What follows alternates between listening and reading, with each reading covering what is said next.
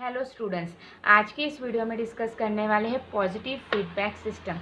इसके लिए एग्जांपल लेंगे हम नॉर्मल चाइल्ड बर्थ, जिसे लेबर, डिलीवरी और पार्चुरेशन भी कहते हैं। तो शुरू करते हैं। नॉर्मल चाइल्ड बर्थ या फिर डिलीवरी वो कैसे पॉजिटिव मैकेनिज्म के थ्रू वर्क करती है वो देखते हैं। तो सबसे पहले हम बात करेंगे कि ये है यूटेरस।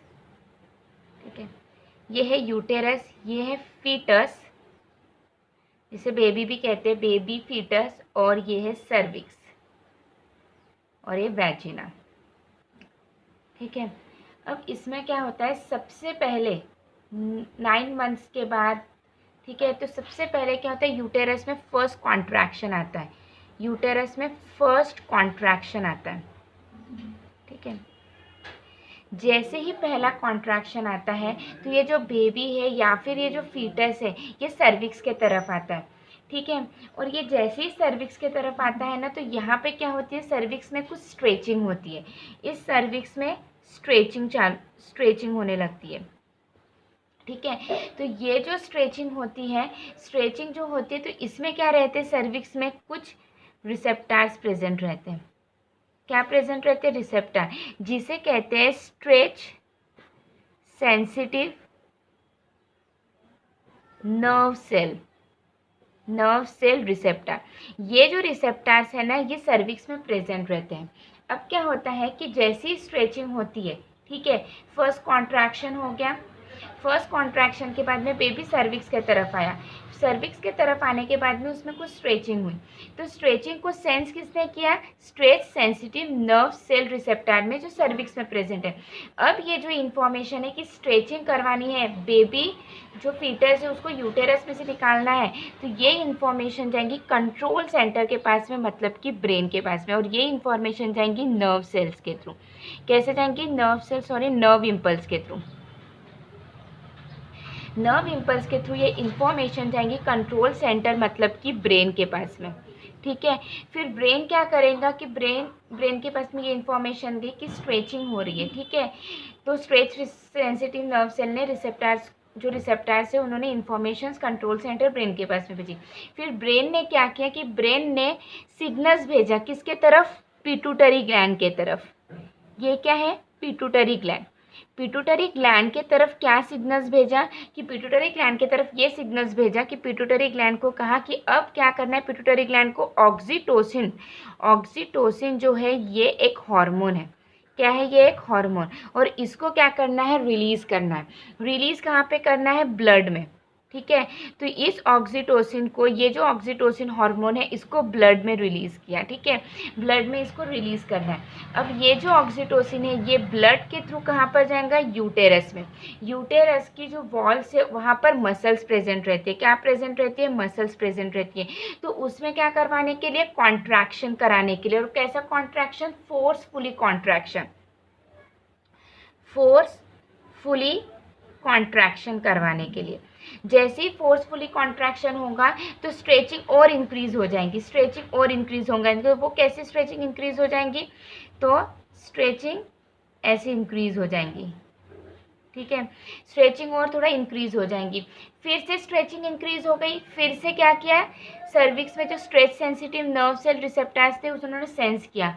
फिर से वो इन्फॉर्मेशन नर्व इम्पल्स के थ्रू कंट्रोल सेंटर के पास में गई, और कंट्रोल सेंटर ब्रेन ने क्या किया, पिट्यूटरी ग्लैंड को सिग्नल्स भेजे कि ऑक्सीटोसिन को रिलीज करो। ऑक्सीटोसिन फिर से ब्लड में रिलीज हुआ, और फिर से फोर्सफुली कॉन्ट्रैक्शन हुआ, और फिर से और ज़्यादा कॉन्ट्रैक्शन हुआ, उसके वजह से और ज़्यादा स्ट्रेचिंग इंक्रीज हो गई। ठीक है, स्ट्रेचिंग और ज़्यादा इंक्रीज हो गई। फिर से ये जो प्रोसेस है, जो मैकेनिज्म है वो चलती रहेंगी, और स्ट्रेचिंग इंक्रीज हो गई, तो स्ट्रेच सेंसिटिव जो नर्व सेल है उन्होंने रिसेप्टर्स ने जो उन्होंने सेंस किया। फिर से नर्व इम्पल्स के थ्रू वो इन्फॉर्मेशन कंट्रोल सेंटर के पास में गई। फिर से पिट्यूटरी ग्लैंड को कहा कि ऑक्सीटोसिन रिलीज करना है। ऑक्सीटोसिन ब्लड में रिलीज हो जाने के बाद में वो ब्लड के थ्रू फिर से ये जो यूटेरस में जो वॉल्स है वहाँ पे मसल्स प्रेजेंट है, तो वहाँ पर वो कॉन्ट्रैक्शन कराने, उस मसल्स में कॉन्ट्रैक्शन कौन करा रहा है, ऑक्सीटोसिन। एक एग्जांपल के लिए समझाती हूँ, जैसे डेली लाइफ में फ़ैन चलता है। ठीक है, फ़ैन चल रहा है, लेकिन फ़ैन चल किसकी वजह से रहा है, फैन चल रहा है इलेक्ट्रिसिटी की वजह से, कुछ एनर्जी की वजह से, उसी तरह उस मसल्स में कॉन्ट्रैक्शन कौन करा रहा है, ऑक्सीटोसिन करा रहा है, उसमें कॉन्ट्रैक्शन कराने के लिए ऑक्सीटोसिन की मदद लगेगी। फिर से क्या हो गया, और फोर्सफुली कॉन्ट्रैक्शन हो गया, तो फिर से ये जो है स्ट्रेच रिसेप्टर्स, फिर से ये जो सर्विक्स है फिर से स्ट्रेच हो गया, स्ट्रेचिंग और इंक्रीज हो गई, जिसके वजह से ये जो बेबी है फिर ये यहाँ से बाहर निकल जाएगा। ठीक है, अब जैसे समझ लो कि ये बेबी, ये पूरा जो स्ट्रेच रिसेप्टर सर्विक्स है ये पूरा स्ट्रेच हो गया, और ये जो बेबी है, ये जो फीटस है, ये यहाँ से निकल गया यूटेरस में से। अब ये यूटेरस में से यहाँ से निकल गया, ठीक है, अब ये यूटेरस में से यहाँ से निकल गया, तो अब क्या होगा, अब यहाँ पर तो बेबी अब फीटस नहीं है, तो यहाँ पर तो अभी स्ट्रेचिंग ही नहीं हो रही है। जब स्ट्रेचिंग ही नहीं हो रही है तो क्या stretch sensitive nerve cell receptors उसको सेंस करेंगे, नहीं सेंस करेंगे। फिर जब सेंस ही नहीं कर रहे तो नर्व इम्पल्स के थ्रू कंट्रोल सेंटर के पास, मतलब ब्रेन के पास वो इन्फॉर्मेशन ही नहीं जाएंगी कि और स्ट्रेचिंग कराना है और कॉन्ट्रैक्शन कराना है, ना वो पिट्यूटरी ग्लैंड को सिग्नल्स भेजेगा कि ऑक्सीटोसिन रिलीज करो, और ना ही ऑक्सीटोसिन ब्लड में रिलीज हो जाने के बाद में ना ही फिर वो मसल्स के पास में आके कॉन्ट्रैक्शन कराएगा। क्यों, और ये जो प्रोसेस है वो अपने आप बंद हो जाएंगी जैसे ही बेबी यहाँ से यूटेरस में से निकल जाता है। ठीक है, तो इसी को ही कहते हैं पॉजिटिव फीडबैक मैकेनिज्म। ठीक है,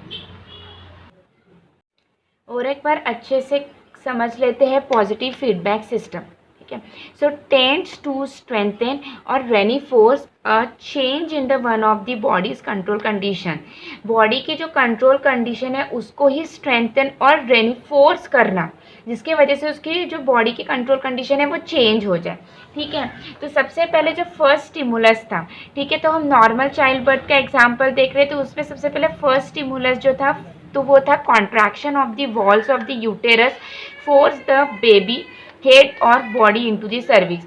पहला जो कॉन्ट्रैक्शन हुआ उससे क्या हुआ, जो बेबी का हेड और जो बॉडी थी वो सर्विक्स के तरफ आ गई। जैसे ही सर्विक्स के तरफ आ गई तो उसमें क्या हो गई, सर्विक्स में स्ट्रेचिंग चालू हो गई। तो वो जो स्ट्रेचिंग चालू हो गई तो वो ही क्या है, कंट्रोल कंडीशन है।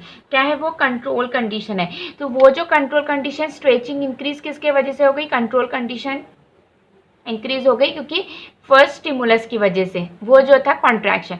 अब उसके बाद में स्ट्रेचिंग को सेंस करने के लिए कुछ रिसेप्टर्स है, तो वो जो रिसेप्टर्स है वो है stretch sensitive nerve cells receptors है जो सर्विक्स में प्रेजेंट है। ठीक है, उन्होंने क्या किया, सेंस किया कि स्ट्रेचिंग जो है सर्विक्स में स्ट्रेचिंग हो रही है। ठीक है, और वो जो इन्फॉर्मेशन है वो नर्व इम्पल्स के थ्रू कंट्रोल सेंटर मतलब ब्रेन तक गई।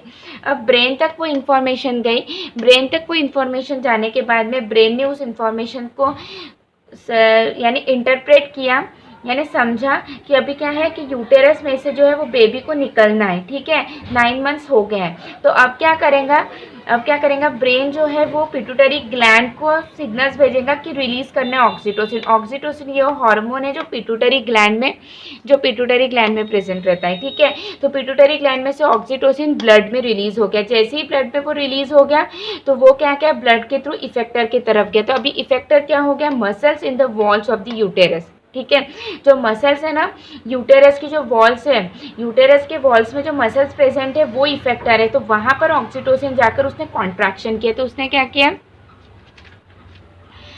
किया कि रिस्पॉन्स कॉन्ट्रैक्ट मोर फोर्सफुली कहाँ से, जिसके वजह से जो रिस्पॉन्स है वो रिस्पॉन्स इंक्रीज हो जाए। वो रिस्पॉन्स कैसे कि response babies body stretches the cervix more, stretch हो गया यानी स्ट्रेचेस, बेबी की जो बॉडी है वो निकलनी चाहिए यूटेरस में से बाहर, जिसकी वजह से सर्विक्स स्ट्रेच होना चाहिए मोर। ठीक है, अब ये जो इफेक्टर है कि मसल्स में और ऑक्सीटोसिन रिलीज होना चाहिए, मसल्स में और कॉन्ट्रैक्शन होना चाहिए, किसके थ्रू, ऑक्सीटोसिन के थ्रू। तो वो जो है ये इंफॉर्मेशन फिर से कंट्रोल कंडीशन के पास में जाएंगी। कहाँ पे जाएंगी, कंट्रोल की फोर्स जो है पॉजिटिव, मतलब कि और ऑक्सीटोसिन रिलीज करना है, जिसकी वजह से और कॉन्ट्रैक्शन होना चाहिए। तो इंक्रीजिंग स्ट्रेचिंग, जिसकी वजह से और स्ट्रेचिंग इंक्रीज होंगी। तो इंक्रीजिंग द स्ट्रेचिंग कॉजेज, जिसके वजह से the release of more oxygen, जितना ज़्यादा स्ट्रेचिंग होंगी सर्विक्स में उतना ज़्यादा और ऑक्सीटोसिन रिलीज होंगी, क्योंकि उतना ज़्यादा कॉन्ट्रैक्शन हो रहा है, which result in more stretching of the cervix. ठीक है, तो ये है। और जैसे ही इंटरप्शन, ये जो पूरी पॉजिटिव फीडबैक सिस्टम है, ये इंटरप्ट मतलब कि साइकिल तब बंद होती है जब the birth of the baby, जैसे ही बेबी का बर्थ हो गया, जैसे ही बेबी यूटेरस में से निकल गया, वैसे ही स्ट्रेचिंग जो सर्विक्स में हुई वो कम हो जाएंगी, डिक्रीज हो जाएंगी, दस ब्रेकिंग द पॉजिटिव फीडबैक। ठीक है, तो ये बेबी यहाँ से निकल जाएगा। ठीक है, जिसकी वजह से पूरी फीडबैक जो सिस्टम है वो बंद हो जाएंगी। ठीक है, तो आज के लिए इतना ही, मिलते हैं नेक्स्ट वीडियो में। Thank you so much.